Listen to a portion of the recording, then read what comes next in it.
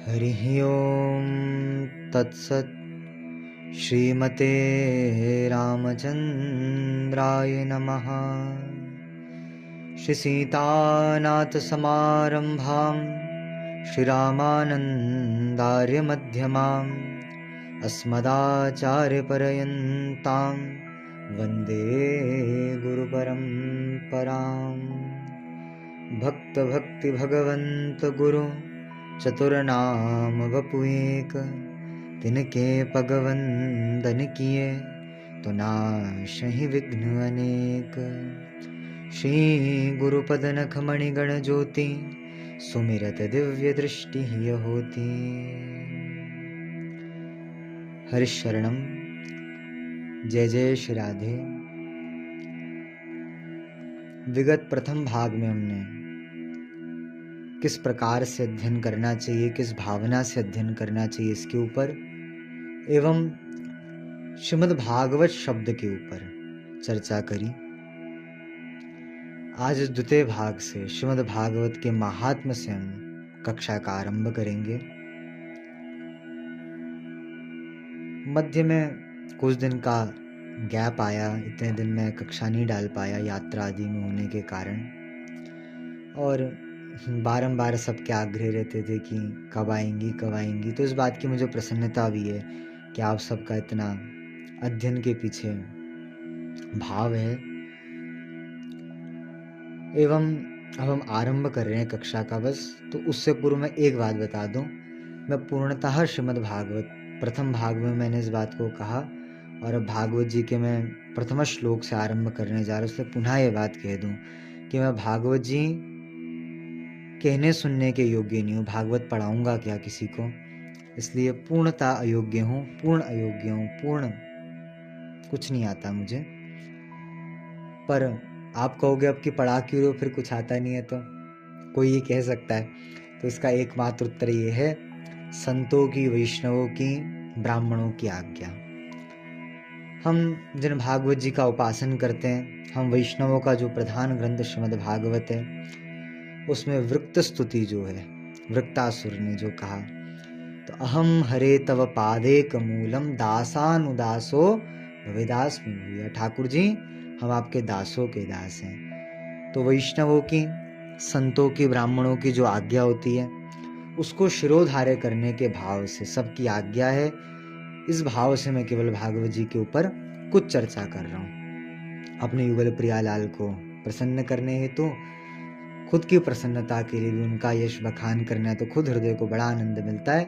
और बाकी संत वैष्णवों की आज्ञाएं इसके लिए केवल प्रकट कर रहा हूँ। बाकी यथार्थ में अभी पुनः कह रहा हूँ, मुझे कुछ नहीं आता है भागवत में, एक अक्षर का, एक शब्द का भी मुझे बोध नहीं है, यथार्थ में बोध नहीं है।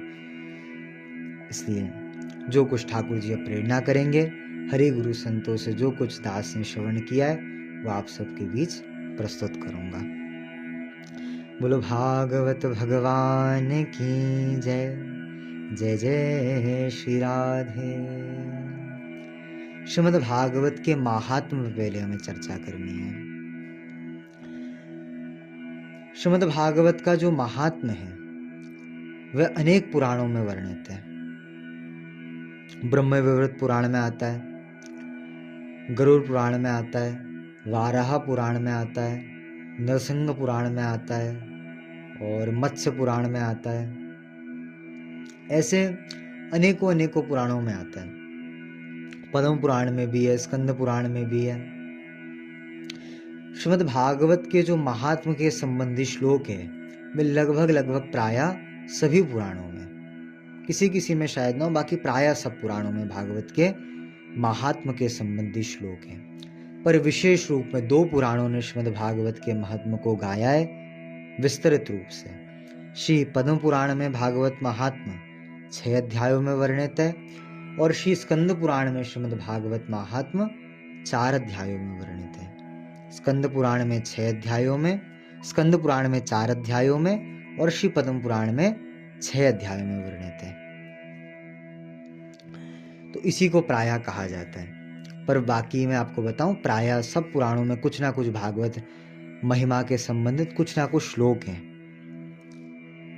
महात्म क्यों श्रवण किया जाता है? महात्म श्रवण के पीछे क्या हेतु है? महात्मा माने क्या होता है? महिमा। किसी की महिमा कहना उसे महात्मा कहते हैं। महात्म श्रवण करने से क्या होता है? श्रद्धा की जागृति होती है और श्रद्धा से दृढ़ विश्वास उत्पन्न हो जाता है। आपको श्रद्धा विश्वास की क्यों आवश्यकता है? क्योंकि गोस्वामी जी कहते हैं ना, बिनु विश्वास भगति नहीं, तेहि बिन द्रवय न राम, राम कृपा बिनु सपने हो, जीवन लह विश्राम। बिना विश्वास के भक्ति संभव नहीं है जीवन में। विश्वास होना प्राधान्य बात है। माने भक्ति का जो मूल है वो विश्वास है। बिना विश्वास के भक्ति टिकती नहीं है। विश्वास अवश्य होना चाहिए। और श्रद्धा विश्वास की तो इतनी महिमा गोस्वामी जी ने आरंभ में ही कहा, भवानी मानस जी में, भवानी शंकरो वंदे श्रद्धा विश्वास रूपिणो। और क्यों इन भवानी शंकर श्रद्धा विश्वास रूप की वंदना करते हैं? तो याभ्याम विना न पश्यन्ति सिद्ध स्वांतस्त्वमीश्वरम।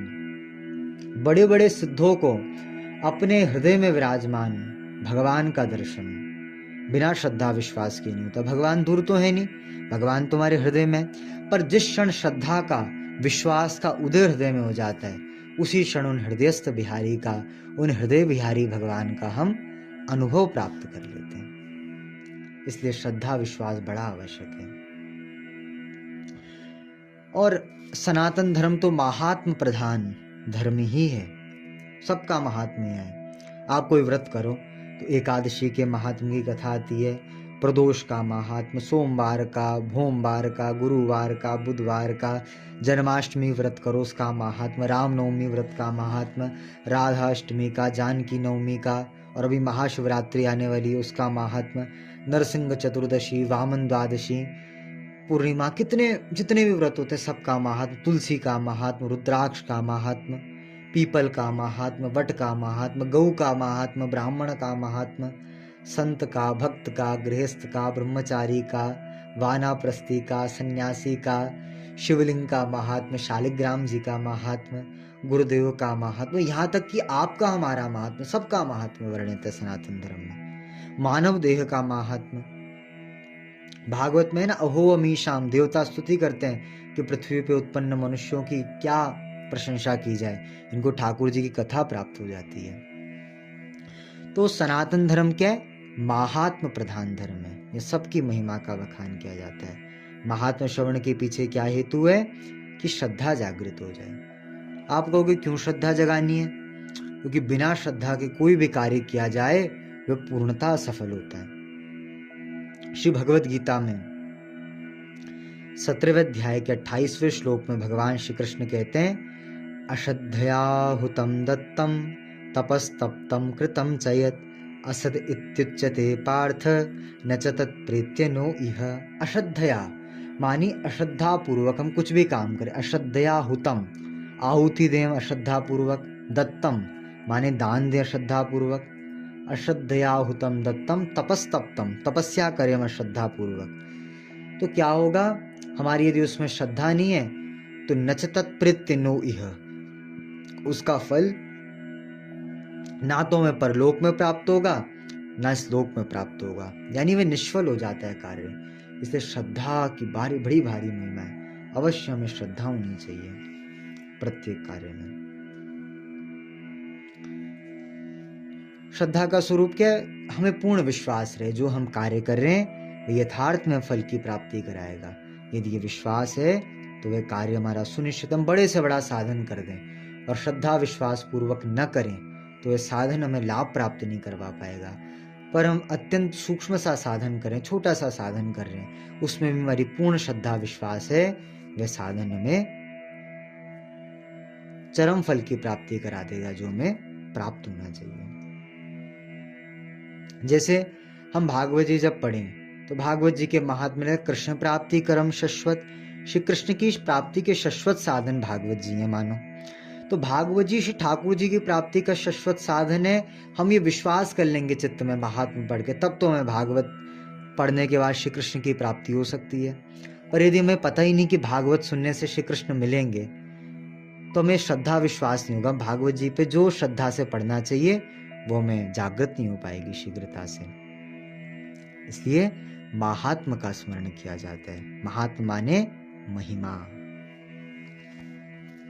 और दो महात्म्य, हम दोनों महात्म की चर्चा करेंगे, पर पहले हम पद्म पुराणोक्त भागवत महात्म के ऊपर चर्चा करते हैं। प्रथम अध्याय है, उत्तम पक्ष है कि आप सब पुस्तक समक्ष रखें और उसके संग पढ़ें तो आपको जल्दी, मुझे लगता है, संज्ञान पूर्वक ज्ञान हो पाएगा। प्रथम श्लोक क्या, इसकी चर्चा हमने वंदना प्रकरण में की थी कक्षा में, पर भागवत जी का क्रम चल रहा है तो मैं पुनः, चाहे अति विस्तरित नहीं, सूक्ष्म व्याख्या पर मैं व्याख्या अवश्य करूं इसकी। प्रथम श्लोक क्या है, सच्चिदानंद रूपाय विश्वोत्पत्त्यादि हेतवे तापत्रय विनाशाय श्रीकृष्णाय वयं नुमः। श्रीकृष्णाय वयं नुमः। अब नीचे से लो, सबसे पहले विश्राम से लो, मतलब क्या कहा, श्रीकृष्णाय वयं नुमः। हम श्री कृष्ण को प्रणाम करते हैं। श्री कृष्ण माने श्रीयस् सहितः कृष्णः श्री कृष्णः तस्मै श्री कृष्णाय वयं नुमः। माने श्री जी के साथ जो कृष्ण है, यहाँ केवल कृष्ण वंदना नहीं है, श्री युगल सरकार की वंदना करी गई, राधा कृष्ण वंदना यहाँ की गई। श्री माने श्री कृष्णाय वयं नुमः का ना, तो श्री माने जो श्री जी हैं, और श्री जी के संग में जो उनके प्राण बल्लभ श्री श्याम सुंदर हैं, इन दोनों को हम प्रणाम करते हैं, ये इसका भाव है। नुमहा माने नमस्कार करते हैं। नमस्कार कब किया जाता है, आत्मनिवेदन, अपने आप को आत्म समर्पित करते हैं ना, उसी को नमस्कार कहते हैं। और आत्मसमर्पण को ही शरणागति कहते हैं, भगवान की शरण हो जाना। तो भागवत जी का श्लोक हमें क्या कहते हैं, भागवत धर्म तो शरणागति प्रधान धर्म है। भागवत धर्म का स्वरूप क्या है, शरणागति, भगवान की शरण हो जाना, अपना बल नहीं रखना, क्योंकि निर्बल के बल सीताराम, भगवान निर्बल के बल बनते हैं। निर्बल हो जाना, ठाकुर जी के शरणापन्न हो जाना, यही भागवत धर्म का सार है। भागवत धर्म का एक ग्रंथ गीता जी भी तो है भगवान के, जो भागवत धर्म माने जो भगवान के उन्मुख, भगवान की तरफ में ले जाता है, वह भागवत धर्म है। गीता जी में भगवान ने खूब कहा, ज्ञान की महिमा कही, योग की महिमा कही, सांख्य कहा, न्याय कहा, नीति कही, सब कुछ कहा भगवान ने। क्या नहीं कहा ठाकुर जी ने, सारे शास्त्रों का सार गीता जी के रूप में कह दिया। पर उन सारे शास्त्रों का सार जो गीता जी है, उन गीता जी का भी सार भगवान अंत में कह रहे हैं। जैसे कोई मॉरल वैल्यू की होती है ना, जहाँ पे शिक्षा दी जाती है, जिस कथा कहानी से मिलती है, तो उसको मॉरल वैल्यू कहते हैं अंग्रेजी में। तो जो मॉरल वैल्यू की कहानियाँ होती है, उसका जो मॉरल होता है, जो उसकी शिक्षा होती है, वो अंत में प्राप्त कराई जाती है। वैसे गीता जी ठाकुर जी ने पूरी कह दी, अंत में कह रहे हैं पूरा समझो ना समझो, अंतिम बात अंत में समझ जाओ। क्या कहा, सर्वधर्मान् परित्यज्य मामेकं शरणं व्रजा अहं त्वा सर्व पापेभ्यो मोक्षयिष्यामि मा शुचः। कि मेरी शरण हो जाओ, भगवान ने अंत में कहा। तुम्हें कुछ समझ नहीं आ रहा ना, गीता पढ़ के ज्यादा कुछ समझ नहीं पा रहे, तो अंतिम बात है, मेरी शरणापन्न हो जाओ, मेरे हो जाओ, बस परम कल्याण तुम्हारा इससे हो जाएगा, शरणापन्न हो जाओ। तो गीता का सार क्या है, सारे शास्त्रों का सार गीता, और गीता जी का सार है शरणागति। भागवत धर्म का भी सार शरणागति है। यहाँ पे श्री ठाकुर जी की शरणागति ली गई। शरणागत होने के बाद फिर कोई भार, कोई क्लेश जीवन में नहीं रह पाता, सब कुछ श्री ठाकुर जी संभालते हैं। तब तो भक्त निश्चिंत हो जाता है, तब उसका कार्य हरि का चिंतन करना, और फिर चिंता तो गोविंद करते हैं उसकी। इसलिए ठाकुर जी की शरणागति ली गई। ये श्लोक बड़ा विलक्षण है। इस श्लोक में शरणागति तो ली गई भगवान की, पर शरणागति के हेतुओं का भी निरूपण किया गया। देखो, भाव बहुत हो सकते हैं, पर मैं अपने पूज्य सदगुरुदेव भगवान श्री मुलुक पीठ महाराज श्री से जो मैं भाव सुना है, मैं उसी अनुरूप आपको प्रायः सारी व्याख्याएं बताऊंगा। क्योंकि महाराज जी शास्त्र परक जो बात कहते हैं वो सर्वविदित है। महाराज जी अपने मन से कोई बात नहीं कहते, सारी शास्त्रों के अनुरूप कहते हैं। तो उन्हीं के जो भाव हैं उनके श्री चरण कृपा से मैंने समझे, और जो कुछ धारण हो पाए इस मन में वो मैं आपको बताऊंगा। ठाकुर जी की शरणागति ली गई। शरणागति क्यों ली जाती है, भगवान की शरण हम क्यों ले, कोई कहे तो भगवान की शरण के 9 हेतु इस श्लोक में बताए गए। क्या क्या? पहले भगवान कैसे हैं?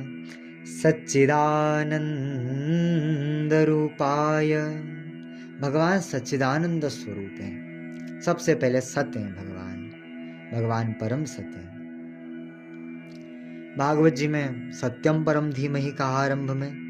मध्य में जब भगवान की गर्भस्तुति की गई तो श्री कृष्ण के प्राकट्य में देवताओं ने कहा सत्यव्रतम सत्य परम त्रिसत्यम सत्यस्य योनिम निहितम च सत्यम सत्यस्य सत्यमृत सत्य नेत्रम सत्यात्मकम ताम शरणम प्रपन्ना। 9 बार सत्य कहकर भगवान की स्तुति की गई देवताओं ने। तो ठाकुर जी सत्य स्वरूप हैं। सत्य क्या होता है? जो नित्य हो। श्री गुरु नानक देव जी भी अपनी वाणी में कहते हैं आदि सच जुगादि सच है भी सच नानक होसी भी सच। ये भगवान कैसे? आदि सच, आदि में जब कोई था नहीं था तब भी ये भगवान सत्य रूप में स्थापित थे। जुगादि सच, युगों के आदि में भी, अनंत युग बीत गए, उस युगों के आदि में भी यही भगवान सत्य थे। है भी सत्य, है भी सच माने यही भगवान वर्तमान में भी परम सत्य है। और नानक होसी भी सच, अंत में कोई रहे चाहे ना रहे पर ये ठाकुर जी ही सत्य रूप में स्थापित रहेंगे। इसलिए भगवान त्रिकालाबाधित सत्य है। भगवान को क्या कहते हैं? त्रिकालाबाधित सत्य हैं। भगवान पूर्व में भी हैं, इस समय भी, अंत तक कोई रहे ना रहे पर हमारे ठाकुर जी का अस्तित्व है, इसलिए वे परम सत्य हैं। ठाकुर जी, ठाकुर जी की नाम, ठाकुर जी का रूप, ठाकुर जी की लीला और ठाकुर जी का धाम ये कभी समाप्त नहीं होने वाला। ये सच्चिदानंद में सदा सर्वदा विद्यमान रहता है। हमारे ठाकुर जी की वंशी के अवतार श्री हरिवंश महाप्रभु तो कह रहे हैं चंद्र टरे दिन कर टरे टरे त्रिगुण विस्तार दृढ़वत श्री हरिवंश को, दृढ़वत श्री हरिवंश को टले न नित्य विहार। चंद्रमा टल जाएगा, सूर्य टल जाएगा, तीनों लोग टल सकते हैं, मतलब समाप्त हो जाएंगे। चंद्रमा समाप्त भले हो जाए, सूर्य भले समाप्त हो जाए, तीनों लोग भले समाप्त हो जाएं, पर दृढ़व्रत श्री हरिवंश का ये है नित्य विहार युगल सरकार का कभी समाप्त नहीं हो सकता। वह नित्य है, वह अनादि है, वह सदा सर्वदा व्याप्त रहने वाला है। इसलिए भगवान सत्य है। सत्य माने सरल में क्या होता है? जो नित्य हो। सत्य माने क्या होता है? जो नित्य हो, मतलब भगवान पूर्व में भी हैं, अभी भी और अंत तक रहेंगे। इसलिए ठाकुर जी सत्य हैं। अब ठाकुर जी सत्य हैं, गीता में भगवान कहते हैं 15वें अध्याय का 7वां श्लोक है भगवद गीता के। ठाकुर जी कहते हैं मवेवांशो जीवलोकः जीवभूत एव सनातना। जीव मेरा सनातन अंश है, अंश मेरा और सनातन अंश है। सनातन माने सदा भव सनातना, जो सदा सर्वदा विराजमान हो, सनातन कहते हैं। तो जीव मेरा सनातन अंश है, ठाकुर जी कहते हैं। हम भगवान के सनातन अंश हैं, कोई संदेह नहीं है इस बात में। और श्री चैतन्य चरित्रामृत में श्री कृष्णदास कविराज गोस्वामी जी कह रहे हैं जीवेर स्वरूप हुए कृष्ण नित्य दास। जीव का स्वरूप क्या है? नित्य कृष्णदास। नित्य जीव श्री कृष्ण का है और श्री कृष्ण उसके हैं। अब हम भगवान के अंश हैं, भगवान हमारे हैं, तो भगवान सत्य हैं तो हमें भी सत्य होना चाहिए। पर हम तो असत्य में फंसे हुए हैं, माने हमारे शरीर का जन्म भी होता है, हम सदा सर्वदा भी नहीं रहते। हम नित्य क्यों नहीं है? भगवान नित्य हैं, संसार असत्य क्यों है? संसार के हम जीव असत्य क्यों हैं? हम क्यों नहीं नित्य हैं? हम क्यों नहीं सत्य हैं? इसका एकमात्र कारण है हम ठाकुर जी से विमुख हो चुके हैं। क्योंकि सन्मुख होय जीव मोहि जबहि जन्म कोटि अघनाशहि तबहि। जो करोड़ों जन्मों के अघ है ना, ये कब समाप्त होंगे? जब हम श्री ठाकुर जी के सन्मुख हो जाएंगे। तो भगवान के हम सन्मुख होंगे तब ये नष्ट होंगे। तो ठाकुर जी सत्य और हम सत्य नहीं, हम असत हैं। इसका कारण क्या है कि हम भगवान से विमुख हैं। जब हम इन सत्य स्वरूप श्री कृष्ण की शरण ग्रहण कर लेंगे तो जैसे भगवान सत्य हैं वैसे हम भी सत्य स्वरूप हो जाएंगे। दूसरा, चित्त। चित्त माने ज्ञान स्वरूप। भगवान परम ज्ञान का स्वरूप भगवान का है। शास्त्रों में तो कहा सत्यम ज्ञानम अनंत ब्रह्म। ब्रह्म कौन है? जो सत्य है, जो ज्ञान है, जो अनंत है, उसे ब्रह्म कहा गया। तो भगवान ज्ञान स्वरूप है, परम चेतन भगवान है। और हम जीव भगवान के अंश, हम अज्ञान में जीते हैं। अज्ञान क्या है? सबसे बड़ा अज्ञान यही है कि हम शरीर को अपना माने बैठे और शरीर से संबद्ध जो ये संसार है इसको अपना माने बैठे। शरीर मेरा है और शरीर से संबंध संसार भी मेरा है, हम इस बात को माने बैठे हैं। ये हमारा सबसे भारी दोष है, ये हमारा सबसे भारी अज्ञान है। अब इस अज्ञान से कैसे दूर हुआ जाए? इस अज्ञान से दूर होने का एकमात्र उपाय है हम ज्ञान स्वरूप भगवान की शरण हो जाएं। हम जब ज्ञान स्वरूप भगवान की शरण हो जाएंगे तो अज्ञान की सामर्थ्य नहीं है कि वो हमें छू सके। हम परम ज्ञान में जिएंगे। परम ज्ञान क्या है? हम श्री ठाकुर जी के और श्री ठाकुर जी हमारे हैं। ये परम ज्ञान है। ये परम ज्ञान हमारे चित्त में तब उदित हो जाएगा। और क्या है ठाकुर जी? हमारे ठाकुर जी आनंद स्वरूप है। भगवान क्या है? भगवान आनंद स्वरूप है। आनंद माने ठाकुर जी सदा सर्वदा आनंद में विद्यमान रहते हैं। भगवान के आनंद में कोई बाधा उत्पन्न नहीं होती कभी। क्योंकि हमारे ब्रज में तो गाते हैं जय नंद सुवन आनंद धाम करुणा वरुणालय अति ललाम। जय नंद सुवन आनंद धाम करुणा वरुणालय अति ललाम।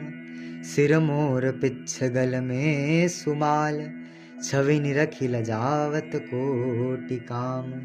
जय नंद सुवन आनंद धाम जय नंद सुवन आनंद धाम। ठाकुर जी आनंद के धाम है। हम इन आनंद धाम श्री कृष्ण के जब शरणापन्न हो जाएंगे तो दुख की, क्लेश की, कष्ट की सामर्थ्य नहीं कि हमें छू जाए। बस हम भगवान के सन्मुख में, ठाकुर जी से हम विमुख जब तक हैं तब तक ही दुख भोग रहे हैं। जब भगवान के सन्मुख हो जाते हैं तब हमें दुख स्पर्श भी नहीं कर सकता। स्कंद पुराण में कथा आती है, कथा बहुत लंबी हो जाएगी, मैं उसको नहीं कह रहा, पर उस कथा के मध्य में ही एक था जो भगवान से विमुख हो चुका था। भगवान बाद में उसके सन्मुख भी आए और भगवान ने उससे कहा कि तुम मम पूजा बहिर्मुखा, तुम मेरे से बहिर्मुख हो चुके, इसलिए तुम्हें दुख प्राप्त हो रहा है। माँ रोदि शुणु मद वाक्यम मम पूजा बहिर्मुख, तुम रो मत, तुम्हें कष्ट या क्लेश क्यों प्राप्त है? तुम मुझसे बहिर्मुख हो चुके हो। यदि तुम मेरे सन्मुख रहते तुम्हें कभी क्लेश कष्ट व्याप्त नहीं हो पाता। इसलिए भगवान आनंद में है। आनंद ठाकुर जी का शाश्वत स्वरूप है।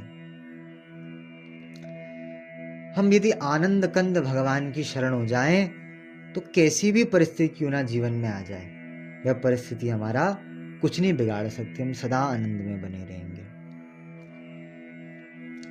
आपको एक उदाहरण दूं मैं इस विषय का, हर परिस्थिति में आनंद में कैसे संत महात्मा रहते हैं। एक बार मेरे पूज्य गुरुदेव श्री मलुकपीठ महाराज जी एक घटना सुनाया करते हैं, उनके जीवन की घटना है। एक बार पूज्य महाराज जी के विरक्त वेश वाले गुरुदेव अनंत श्री संपन्न योगीराज तृतीय पहाड़ी बाबा स्वामी श्री देवदास जी महाराज, तो श्री पहाड़ी बाबा महाराज को एक समय बहुत तेज बुखार आया। तो एक साधु महाराज जी उस समय सुदामा कुटी में रहा करते ब्रज में, और निकट में खाक चौक आश्रम था। तो सुदामा कुटी में एक साधु आया महाराज जी के निकट और बोला कि पहाड़ी बाबा महाराज को बहुत तेज बुखार आया, रात्रि का समय था। महाराज जी जाने को उद्यत हुए तो पूज्य भक्तमाली जी महाराज ने दादा गुरुदेव भक्तमाली जी ने, जिनसे महाराज जी ने वैष्णवी दीक्षा भक्तमाली जी से प्राप्त करी और विरक्त वेश पूजे पहाड़ी बाबा महाराज से प्राप्त किया था। तो भक्तमाली जी महाराज बोले कि पंडित जी दवाई लेके चले जाइए। तो एक संजीवनी वटी आती थी, आयुर्वेदिक की एक दवा होती है, उसको जाके महाराज जी लेके गए। कहा कि बाबा को ये दे देना, और बाबा को कहना उसको गौमूत्र का ही स्वरूप देके शोधित किया जाता है, तो इसमें कोई अशुद्ध वस्तु होती नहीं है, गौमूत्र से शोधित होती है, पूर्ण सात्विक, आप इसको ग्रहण कीजिए। बुखार की दवाई तो संजीवनी वटी आयुर्वेद की होती है। महाराज जी लेके गए उसको, पहाड़ी बाबा महाराज के पास गए। उन्होंने कहा वाह आ गए। महाराज जी बोले जी। पहाड़ी बाबा बोले कैसे आना हुआ? तो महाराज जी ने सब बताया। एक साधु आया था, उसने सब बताया आपको बुखार। उनका अच्छा। महाराज जी बोले कि बाबा से बोले कि दवाई ले लीजिए। तो उन्होंने मना कर दिया, ना मैं दवाई नहीं लेता कभी। तो महाराज जी बोले कैसे? उनके तो मतलब सुप्रीम कोर्ट के ऑर्डर हुआ करते थे, सीधा कोई किंतु क्यों परंतु नहीं होता। नरसिंह भगवान थे साक्षात तो कौन कैसे कहता। इसलिए महाराज जी ने ना करी तो ना हो गई। महाराज जी ने कहा कि मैं यहीं लेट जाऊं। उन्होंने कहा नहीं, मैं अपने पास किसी को नहीं रखता, तुम जाओ विश्राम करो। महाराज जी फिर भी वहीं खड़े रहे, महाराज जी गए नहीं। कुछ देर में बाबा बोले अच्छा सेवा करना चाहते हो, चलो एक सेवा करो, मैं लेटा हूं, मुझे खड़े होकर के बिठा दो ऐसे। तो महाराज जी ने कुछ ज्वर था तो थोड़ा शिथिल शरीर हो ही जाता है, महाराज जी ने थोड़ा सहारा देके उनको बिठाया और फिर बोले कि सुबेरे आ जाना। महाराज जी बोले जो आज्ञा गुरुदेव ने बोला। जाते आते में एक संत थे, बंगाली महात्मा थे, गौर बाबू, पहाड़ी बाबा आश्रम में रहते वहाँ।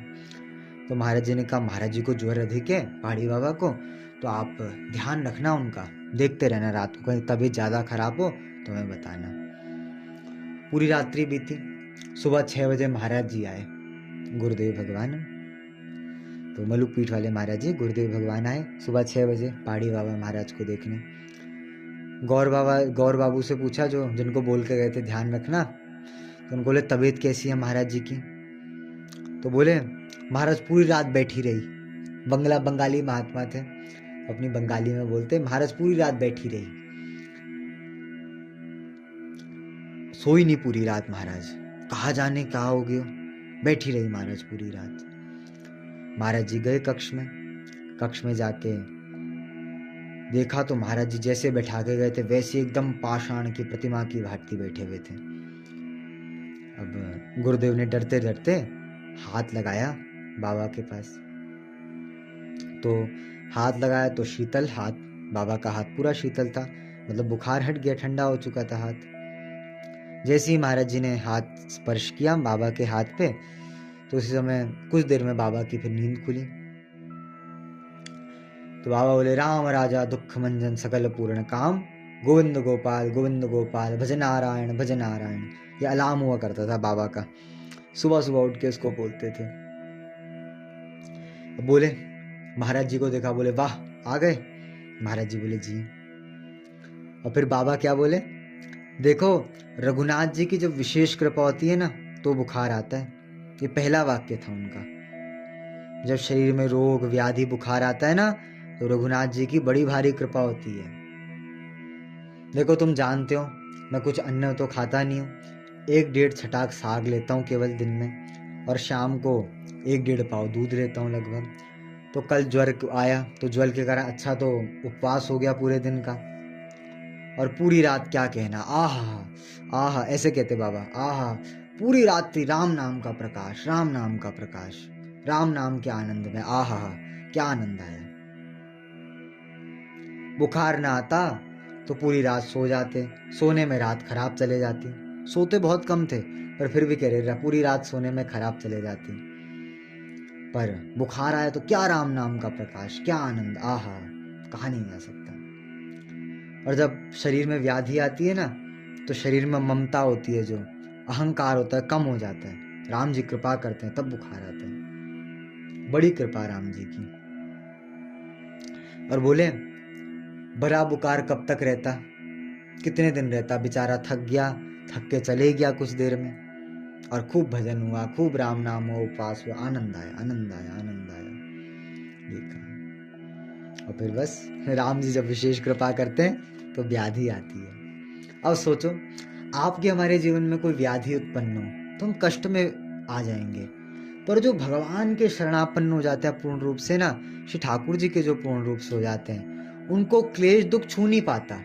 था तो दुख, बुखार तो कष्ट है ना, व्याधि है, वे व्याधि भी उनके लिए आनंद बन गया। ये भक्ति का प्रभाव होता है भैया, ये भक्ति का प्रभाव होता है। या आनंद कंद भगवान की शरण जो ले ले, कैसी भी परिस्थिति क्यों ना आ जाए, वह परिस्थिति उसको कभी शिथिल नहीं कर सकती। इसलिए भगवान कैसे हैं? सच्चिदानंद स्वरूप है। सच्चिदानंद भगवान की शरण ले ली जाए, जीव भी सच्चिदानंद में हो जाएगा। और क्या करते हैं ठाकुर जी? विश्वोत्पत्त्यादि हेतवे, ठाकुर जी विश्व की उत्पत्ति, स्थिति और पालन के हेतु हैं। माने भगवान इसको उत्पन्न करते हैं, भगवान इसका पालन करते हैं, और समय आने पर भगवान इसका संहार करते हैं। जीव भी इन्हीं 3 कार्यों में फंसा है।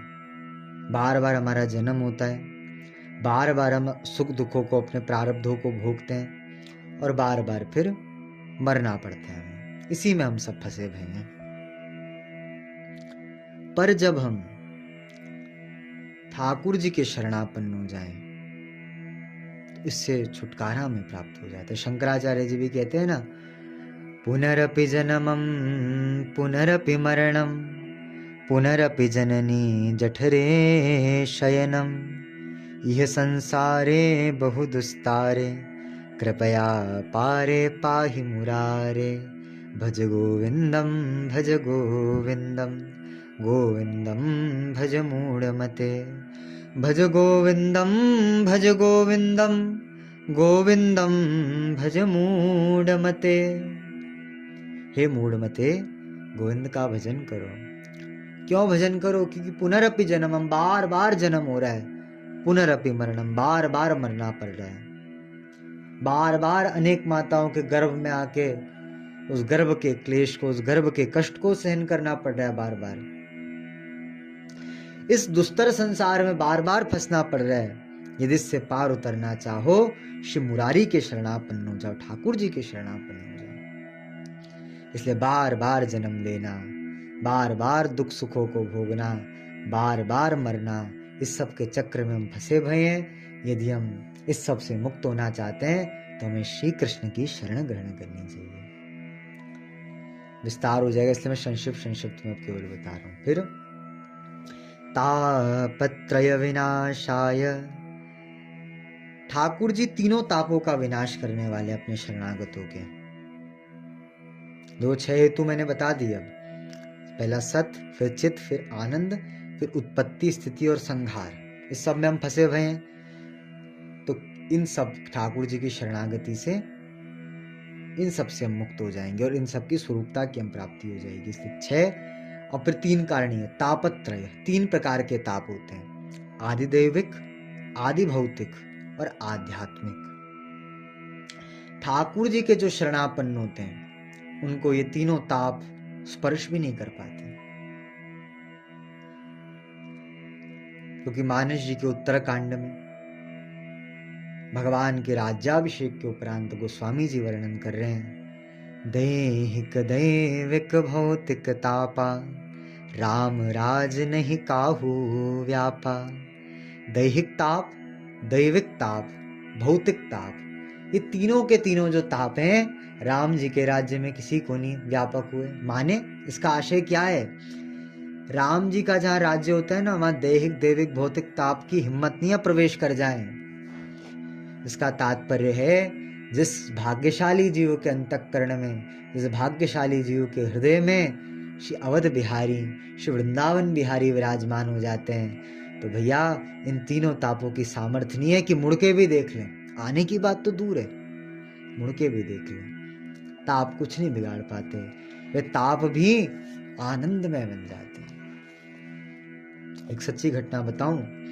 कानपुर के निकट गंगा तट पर देहात क्षेत्र था, एक महात्मा रहा करते। सच्ची घटना है, उनका नाम था श्री सिया रामदास जी। मैं आपको उदाहरण क्यों बता रहा हूं, ताकि आपको अच्छे से समझ आ जाए क्या मैं बात कहना चाह रहा हूँ। तो उन महात्मा का नाम था श्री सिया रामदास जी। बहुत उच्च कोटि के महात्मा थे, नाम जापक भजनानंदी महात्मा थे। निरंतर श्री सीताराम श्री सीताराम श्री सीताराम जपा करते। ब्राह्मण के गांव थे, गांव था जो निकट गंगा जी के तट पे। ब्राह्मणों के खूब घर वहां थे, तो ब्राह्मणों के घर से भिक्षा लिया करते। कर्म सा आज इस ब्राह्मण के यहाँ, कल उस ब्राह्मण के यहाँ, परसों उस ब्राह्मण के यहाँ, ऐसे ऐसे करके क्रम बटे हुए। तो सबके यहाँ से रोटी आया करती। वो प्रतिदिन एक समय पाते 24 घंटे में, तो भजन करते बाकी समय। बड़ी श्रद्धा लोगों की उनके प्रति थी। एक समय शरीर के किसी प्रारब्ध के वश शरीर में घाव पड़ गए उनके, और उन घावों पे उन्होंने परवाह दी नहीं, महात्मा थे। तो घाव पे पूरे कीड़े पड़ने लगे, सारे घाव जो थे शरीर के उनमें कीड़े पड़ने लगे, जगह जगह कीड़े हो गए। अब सोचो किसी के शरीर पे इतने घाव हो जाएं और कीड़े पड़ने लग जाएं, कितना पीड़ा होगी उसको।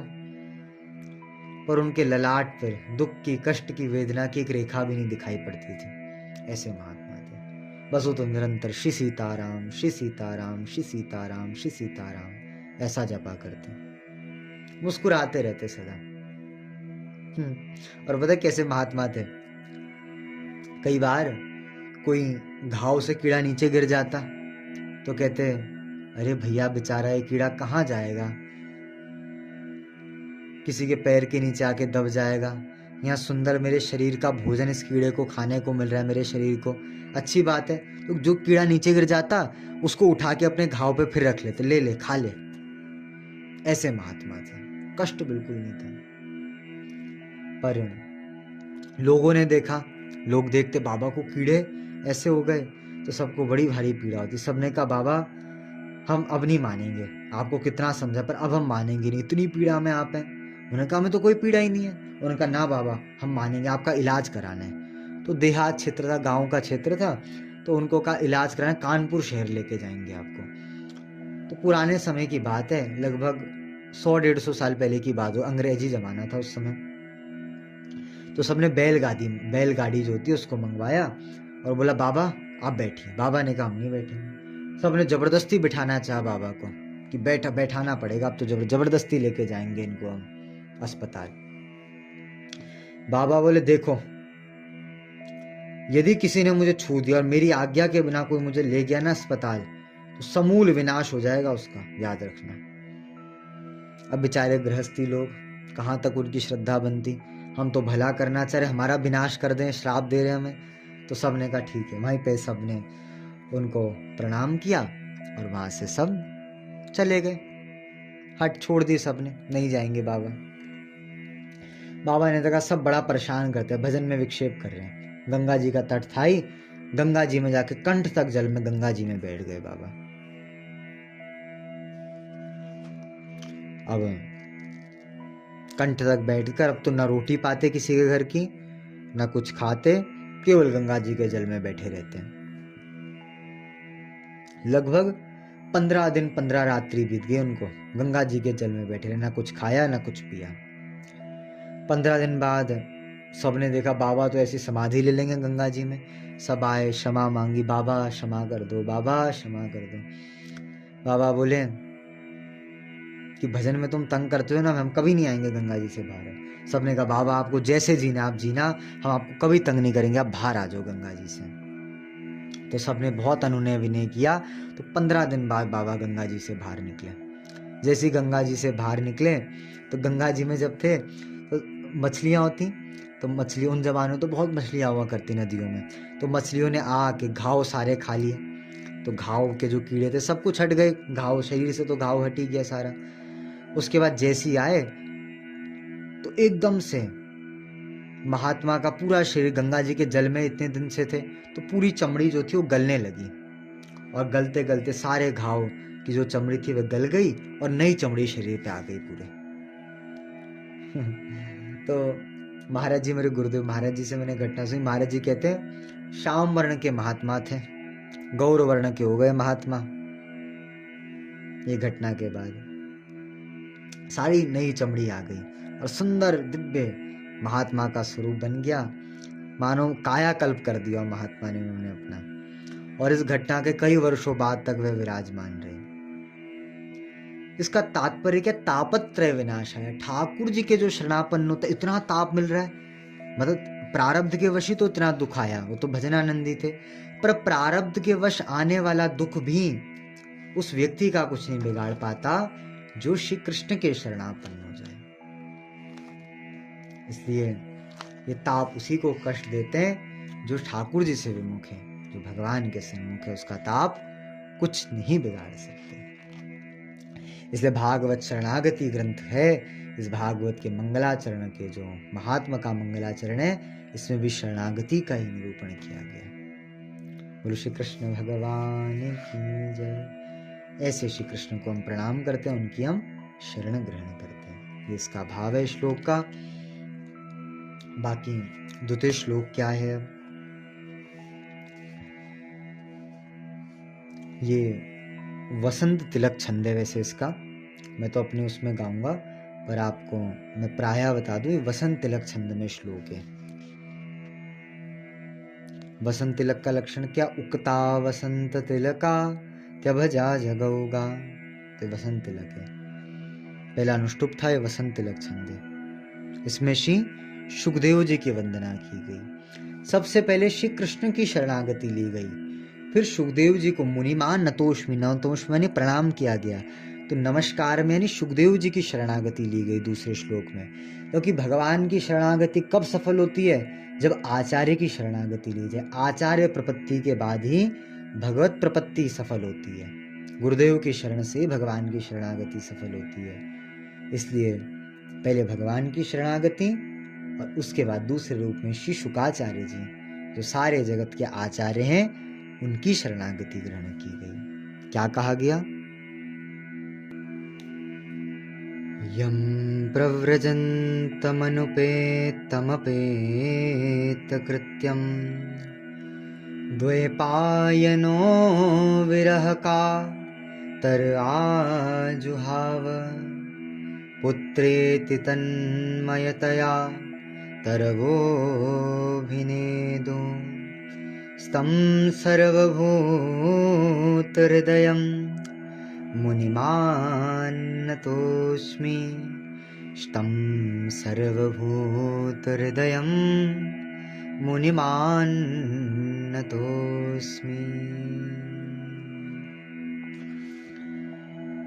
श्री शुकाचार्य जी की वंदना करी करी। ये सुखदेव जी कौन है? ये सुखदेव जी कोई ऋषि नहीं है सामान्य, ये साक्षात श्री ठाकुर जी हैं। इसका लक्षण क्या? इस श्लोक में भी इसका भाव प्राप्त हो रहा है। अंतिम में देखो, अंतिम पंक्ति, स्तम सर्वभूत हृदयम मुनिमान्नतोऽस्मि, माने हम सबके हृदय में विराजमान जो मुनि हैं, जो सर्वभूत हृदय हैं, माने सबके सब जो चराचर वे प्राणी हैं, उन सबके हृदय में जो विराजमान रहने वाले मुनि हैं, उन श्री सुखदेव जी को हम प्रणाम करते हैं। ये सर्वभूत हृदय जो है ना शब्द, ये भगवान का शब्द है। ठाकुर जी को कहा जाता है सर्वभूत हृदय, क्योंकि ठाकुर जी सबके हृदय में। ईश्वर सर्वभूतानां हृदयेषु अर्जुन तिष्ठति, गीता में ठाकुर जी कह रहे हैं। तो भगवान सबके हृदय में अवस्थित रहते हैं।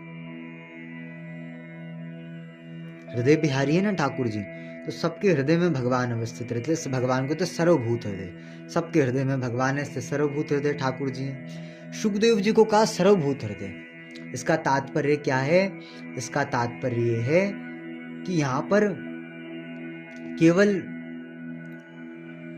किसी मुनि की वंदना नहीं की गई। ये मुनि कौन है? ये मुनि साक्षात नंदनंदन है, साक्षात ठाकुर जी मुनि है। आप कहोगे कैसे? सुखदेव जी कौन है?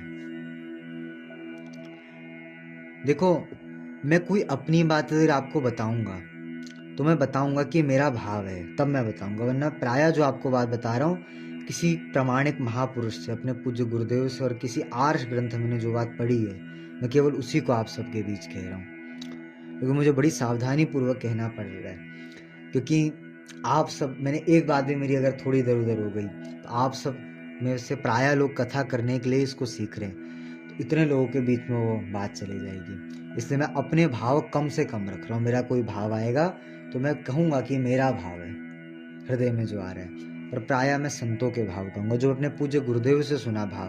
अब मैं वो भाव बता रहा हूँ इस विषय में भी आपको, ये मेरा अपना भाव भी नहीं है, तो महाराज जी का भाव है और भागवत में इसके प्रमाण भी हैं। मैं बता रहा हूं। स्तम सर्वभूत हृदयम, सर्वभूत हृदय ठाकुर जी हैं। सुखदेव जी सर्वभूत हृदय हैं। सुखदेव जी कौन है? एक समय नित्य गौलोक में, नित्य निकुंज में, नित्य गौलोक में श्री ठाकुर जी के भीतर एक मनोरथ उत्पन्न हुआ।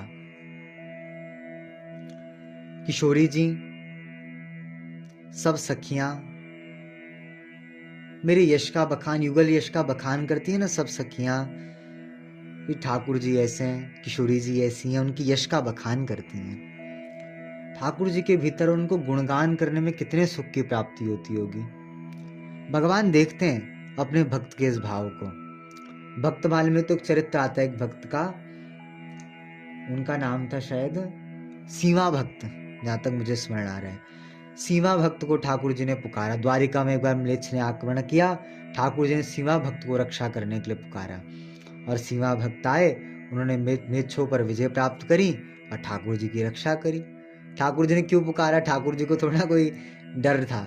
ठाकुर जी ने क्या कहा, मेरे भक्त मुझे पुकार दे, उनको बड़ा भारी सुख मिलता है, मैं भी अपने भक्त को पुकार के देखूं। इसी कलिकाल की घटना है। और सीवा भगत को ठाकुर जी ने पुकारा और ठाकुर जी से विजय प्राप्त करी सीवा भगत ने म्लेच्छों पर, और ठाकुर जी की रक्षा करी।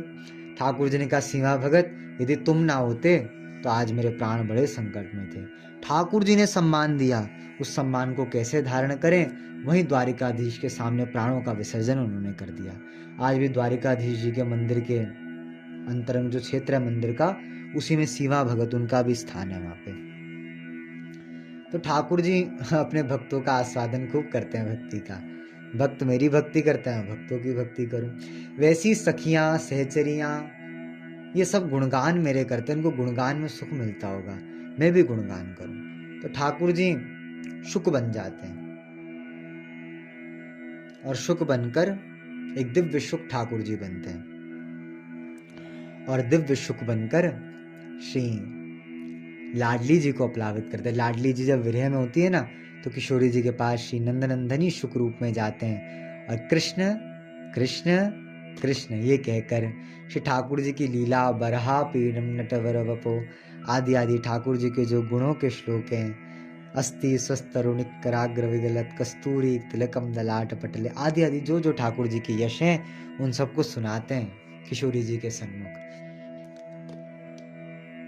तो ये शुक कौन है? ये शुक साक्षात श्री ठाकुर जी हैं। आप कहोगे तो आप मनगढ़ंत बात कह रहे हो, मैंने महाराज जी से सुनी है, और स्कंद पुराण में बात लिखी है। स्कंद पुराण भागवत महात्म उठा के उसमें पढ़िए, उसमें लिखा है नंद नंदन रूपस्तु शीशु को भगवान ऋषि। उद्धव जी महाराज कह रहे हैं परीक्षित को कि हे परीक्षित, तुम चिंता मत करो, नंदनंदन ही साक्षात सुखदेव जी का वेश धारण करके तुम्हारे पास आएंगे और तुम्हें श्रीमद् भागवतम तुभ्यम, श्रीमद् भागवत कथामृत तुम्हें श्रवण करवाएंगे। ये उद्धव जी ने आशीर्वाद दिया परीक्षित जी को। हम बाद में पूरी कथा सुनेंगे क्यों दिया क्या है, पर उद्धव जी के वचन है, नंदनंदन ही शिशुकाचार्य जी बन के तुम्हारे पास आएंगे। तो इसके ये भी यहाँ पे तात्पर्य है। और यहाँ स्तम सर्वभूत हृदय, सर्वभूत हृदय कोई मनुष्य नहीं हो सकता, ठाकुर जी ही सबके हृदय में विराजमान है, कोई मनुष्य थोड़ा ना सबके हृदय में रहता है, इसलिए ठाकुर जी ही सबके हृदय में विराजमान है और वे शुकाचार्य जी के रूप में अवतरित है, इसलिए स्तम सर्वभूत हृदय कहा यहाँ पे। ठाकुर जी ही सुखदेव जी हैं, इसका ये तात्पर्य है। और एक और भाव दूं मैं, जो मेरे मन में आ रहा है इस समय। श्री राधा रसुधा निधि में ठाकुर जी की प्रेम में दशा का वर्णन करते हुए कहते हैं, जब ठाकुर जी राधा नाम लेते हैं तो प्रेमाशु पूर्णो हरि, ठाकुर जी के नेत्रों में प्रेमाश्रु धारा छलकने लग जाती है राधा नाम लेके। ऐसी स्थिति श्याम सुंदर की। और इधर शुकाचार्य जी की स्थिति, राधा नाम क्यों नहीं लिया भागवत जी में स्पष्ट रूप से? क्योंकि परीक्षित जी को 7 दिन में भगवत धाम भेजना है, और यदि समाधि लग जाएगी तो कथा कैसे आगे बढ़ेगी? कथा तो वहीं रुक जाएगी। क्योंकि प्रेमाश्रु पूर्णो हरि, ऐसा राधा नाम से प्रीति तो श्री श्याम सुंदर की हो सकती है। इधर लिखा है कि राधा नाम उच्चारण मात्रोपि मूर्छा षण्मास की भवित। नीतिकारों ने कहा सुखदेव जी यदि राधा नाम का उच्चारण कर लेते, 6-6 महीने की उनकी समाधि लग जाती है राधा नाम लेके, तो माने ठाकुर जी ही शुकाचार्य जी हैं, साक्षात ठाकुर जी शुकाचार्य जी हैं। ऐसा राधा नाम से प्रेम तुम्हारे श्याम सुंदर का है। ये मेरा भाव आ रहा है। राधा नाम से प्रेम उनका भी है, ठाकुर जी का तो प्रेम है ना, ठाकुर जी की वो स्थिति है, वो स्थिति सुखदेव जी के राधा नाम लेने पर। इसलिए राधा नाम का उन्होंने स्पष्ट उच्चारण भागवत में नहीं किया। तो इसका तात्पर्य क्या है? ये एक शुकाचार्य जी, सुखदेव जी कोई सामान्य व्यक्ति नहीं है, साक्षात नंदनंदन है, साक्षात ठाकुर जी। कैसे हैं सुखदेव जी? तो उनके गुणों का वर्णन, कथा हम आगे सुनेंगे बाद में, पर इनके गुणों का वर्णन कर रहे हैं। यम प्रव्रजन्तमनुपेतमपेत कृत्यम, जो जन्म लेके वन में चले गए, जिन्होंने सब कुछ त्याग दिया जन्म लेते ही। यहां तक कि तमपेत कृत्यम, अपेत कृत्य थे सुखदेव जी। अपेत कृत्य माने सुखदेव जी का उपनयन संस्कार नहीं। उपनयन तो जाने दो, नामकरण तक नहीं हुआ सुखदेव जी का, जात कर्म आदि संस्कार, और जात कर्म भी पीछे हो। सुखदेव जी का तो नालोच्छेदन संस्कार तक नहीं हुआ। हमारे पूज्य दादा गुरुदेव भक्तमाली जी भाव दिया करते हुए कहते, सुखदेव जी का नालोच्छेदन नहीं हुआ। सुखदेव जी की नाल ऐसे लटक रही थी, बार बार चरणों में लग रही थी वो।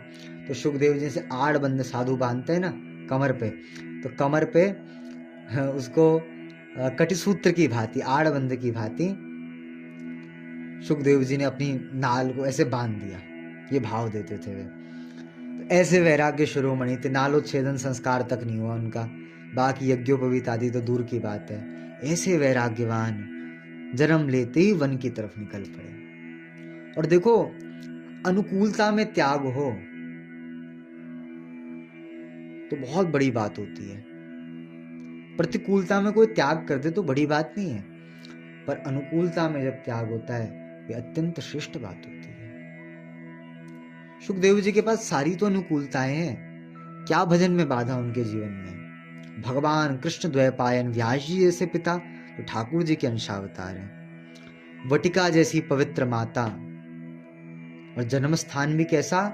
गंधमादन पर्वत की द्रोणी, बद्रिकाश्रम क्षेत्र, व्यास गुफा, उसमें भी सरस्वती नदी का तट था, व्यास जी का सम्यक प्राश आश्रम, जहाँ पूरे आश्रम में स्वाहाकार, सुधाकार, वषटकार की ध्वनि गुंजायमान होती थी। ऐसा क्षेत्र, ऐसे क्षेत्र में जन्म हुआ, ऐसे माता पिता मिले, क्या वहां पे वो बाधा थी? खूब भजन करते, पर त्याग की कैसी वृत्ति, वैराग्य की कैसी वृत्ति सुखदेव जी की थी कि सब अनुकूलता होने के बाद भी त्याग हुआ। प्रतिकूलता में त्याग हो जाए तो बड़ी बात नहीं है, पर अनुकूलता में सुखदेव जी के द्वारा त्याग हुआ। जन्म लेते ही जो, जिनका कोई संस्कार नहीं हुआ था, जन्म लेके जो वन की तरफ गए, ऐसे सुखदेव जी यम प्रव्रजन्तमनुपेतमपेत कृत्यम। फिर द्वैपायनो विरह कातर आजुहाव, भगवान कृष्ण द्वैपायन व्यास जी ने विरह कातर के सुखदेव जी को पुकारा, हे पुत्र, हे शुक, हे शुक, हे शुक, ऐसे करके पुकारा। शुक शुक, पुत्र पुत्र कह के व्यास जी पुकारने लगे। तो लिखा विरह कातर आजुहाव। अब विरह कातर का क्या भाव निकालोगे आप? ये तो विरह में व्याप्त थे व्यास जी। अब कोई कहे व्यास जी को पुत्र मोह है, तो ये कहना तो बहुत बड़ा अपराध है व्यास जी के प्रति। जिन व्यास जी की वाणी का आश्रय लेने मात्र से, पुराणों का आश्रय लेकर जीव के वैराग्यता की जीव को प्राप्ति हो जाती है, उसके कर्म बंधन मुक्त हो जाते हैं, वह संसार से शून्य हो जाता है, संसार की आसक्तियां उसके भीतर से हट जाती हैं। ऐसी व्यासवाणी जिन व्यास जी की वाणी का आश्रय लेने से मोह आदि की निवृत्ति हो जाती है, उन व्यास जी को मोह हो सकता है, ये कहना तो बहुत बड़ा दुर्भाग्य है, बहुत बड़ी मूर्खता है जीव की। ये तो नहीं कहा जा सकता। अब फिर विरह कातर का क्या अर्थ निकालोगे आप यहाँ पे कि विरह कातर थे व्यास जी? इसका तात्पर्य क्या है? विरह कातर माने व्यास जी ने अपने पुत्र के व्यास जी को शोक नहीं है, व्यास जी को संत का शोक है। क्योंकि जब संत मिलते हैं तो आनंद हो जाता है। कथा कहे, रैदास जी कहते हैं, कथा कहें अरुवर्थ विचारे, आप तरे और न को तारे, कह रैदास मिले हरिदासा, जन्म जन्म की पूरी आशा। जब हरिदास मिलते हैं, ठाकुर जी के चरणाश्रित संत जन भक्त मिल जाते हैं, तो जन्म जन्मों की आशा पूर्ण हो जाती है। ठाकुर जी की कथा कीर्तन आदि उत्सव महोत्सव होने लग जाते हैं। तो व्यास जी को सत्संग का भाव था। व्यास जी ने क्या विचार किया? व्यास जी ने विचार किया कि ये तो इतने महान योगी जो जन्म लेते ही निकल रहे हैं, ऐसे मेरे पुत्र बने और मैं इनके साथ ना कुछ देर बैठ के सत्संग कर पाया, ना कोई भगवत चर्चा कर पाया, ऐसे ये वन को जा रहे हैं, इनके सत्संग से मैं वंचित हो जा रहा हूँ। ये इतने बड़े महापुरुष, इतने बड़े वैरागी मेरे पुत्र बने और मैं इनसे सत्संग नहीं कर पा रहा। संत के सत्संग के विरह का जो आतरता है वह व्यास जी को है। इसलिए विरह का आतर आजुहाव, सत्संग का विरह, पुत्र मोह नहीं है यहाँ, सत्संग का व्यास जी को बिछो हो रहा है। इस कारण से व्यास जी व्यथित हैं। एक बार अष्टछाप के महान कवि श्री कुंभन दास जी महाराज जतिपुरा में श्रीनाथ जी विराजमान थे। श्री कुंभन दास जी राग सेवा किया करते श्रीनाथ जी के सामने। कुंभन दास जी के पुत्र थे गोविंद दास। गोविंद दास श्रीनाथ जी की गैया चराया करते। एक दिन गैया चराते चराते वन में थे तो सिंह आया। अब गैयाओं की रक्षा के लिए गोविंद दास ने अपने प्राणों को न्यौछावर कर दिया और सिंह से लोहा लिया। तो सिंह ने, गैयाओं की तो रक्षा हो गई पर गोविंद दास के प्राण चले गए, नित्य गौलोक चले गए गोविंद दास, तो शरीर छूट गया उनका। इधर पूरे गोवर्धन में जतिपुरा में श्रीनाथ जी विराजते उस दिनों में, तो सब में खबर फैल गई। सब ने मंदिर में आए, दौड़ते दौड़ते आए और उस समय श्री कुंभन दास जी महाराज ठाकुर जी को, श्रीनाथ जी को पदगान सुना रहे थे। एक ने आके कुंभन दास जी के कान में बोला कि आपके पुत्र गोविंद दास को शेर खा गया। जैसी ये खबर श्री कुंभन दास जी को मिली, कुंभन दास जी मूर्छित हो गए, वहीं पे गिर गए कुंभन दास जी ये बात सुनते ही। सब देख रहे, सब कह रहे पुत्र मोह क्या होता है, कितना पुत्र में प्रेम होता है पिता का, देखो तो सही। इतने महान संत कुंभन दास जी ठाकुर जी के साथ लीला करते हैं, जो ठाकुर जी को गान करते हैं, जिनको अपना होश नहीं होता ठाकुर जी के सामने। ऐसे कुंभन दास जी को भी जब पता चला मेरा पुत्र नहीं रहा तो वे बेहोश हो गए।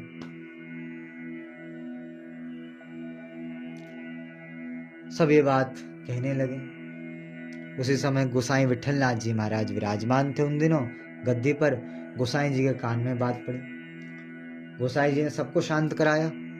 कुंभन दास जी जैसे भक्त के बारे में ऐसा कहना अपराध की श्रेणी में आता है, ये बात नहीं है। कुंभ श्री विठलनाथ जी, गोसाई श्री विठलनाथ जी महाराज समझ गए क्या कारण है। उन्होंने कुंभन दास जी के कान में गए और कुंभन दास जी कान मूर्छित थे ना, तो उनके कान में जाके बोले कि कुंभन दास जी, आप जैसे भक्त जो श्रीनाथ जी के बिना एक दिन भी नहीं रह सकते, ऐसे भक्तों को कोई सूतक पातक का स्पर्श नहीं होता।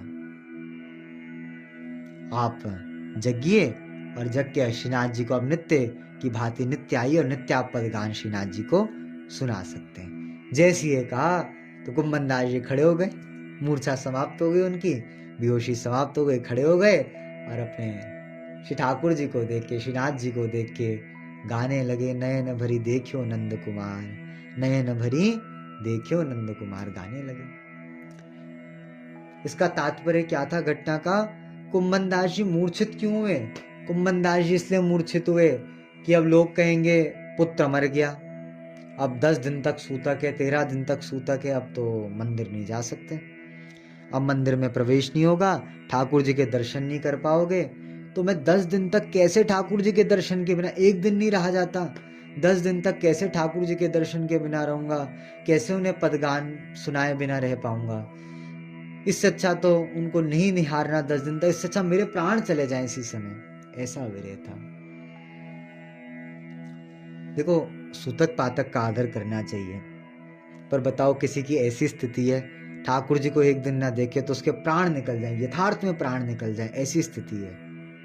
तो भैया ये तो कहा नहीं जा सकता कि प्राण निकाल दो, मर जाओ तुम, दर्शन मत करो उनके जाके। ऐसी स्थिति यदि चित्त में है कि ठाकुर जी के बिना प्राण नहीं रहे जाते, प्राण छटपटा रहे हैं, प्राण निकल जाएंगे अगर आज ना दर्शन हुआ, ऐसी स्थिति है, तो तब ये लौकिक विधि निषेध जो है ये तो प्रणाम कर लेते हैं ऐसे व्यक्ति को, उनके लिए नहीं है ये, उनको तो केवल ठाकुर जी को राजी करना चाहिए। तो कुंभन दास जी महाराज को पुत्र मोह है ये कहना बहुत बड़ा अपराध था, विठलनाथ जी ने बताया, वो तो ठाकुर जी के प्रेम में। वैसी व्यास जी को पुत्र मोह है ये बात कहना बहुत बड़ा अपराध है व्यास जी के प्रति। व्यास जी को पुत्र मोह नहीं है, व्यास जी को सत्संग का, संत का मोह है। इस कारण से श्री व्यास जी ने विरह व्याकुल हुए और द्वैपायनो विरह कातर आजुहाव। अब समझ गए आशय क्यों विरह व्याकुल हुए? कि सत्संग का बिछोह ना हो जाए।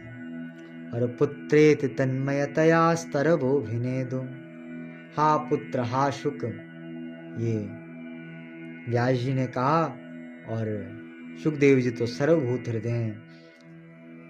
सुखदेव जी की तरफ से वृक्षों ने उत्तर दिया, शुकोहम शुकोहम शुकोहम, कि मैं तो सुखदेव हूं। व्यास जी समझ गए ये लौट के नहीं आने वाले, परम वैराग्य, इनका जन्म ही वैराग्य के लिए हुआ है, इनका जन्म ही तपस्या साधन के लिए हुआ है।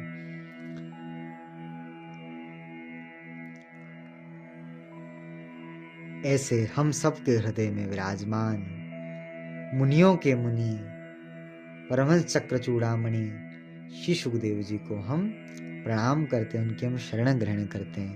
वे कृपा करें हमें कुछ ज्ञान हो जाए। ये इन 2 श्लोकों का भाव है। तृतीय श्लोक भी मैं आपको बता दूं केवल, ये तो संक्षिप्ति है। नेमिषे सूतमासीनम नेमिषे सूतमासीनमविवाद्य महामतिं कथामृतरसस्वाद कुशल शौनको ब्रवीत।